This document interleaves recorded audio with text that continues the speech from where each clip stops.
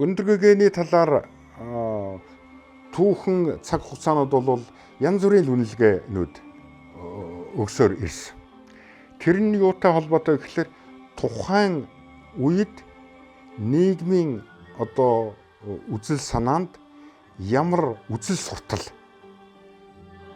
ноёрхож байсан бэ гэдгээс шалтгаалаад үнэлэмжүүд нь өөр өөрөөр хийгдэж байсан. Мэдээж 20 дугаар зууны ихэнх үед бол ерөөсөө шашныг үгүй хийх үзэл санаа. Ийм үед бол Өндөргөөгийн шиг хэрэггүй хүн бол үндсэндээ байсангүй 30-аад оноос хойш социализм байгуулж явах үед.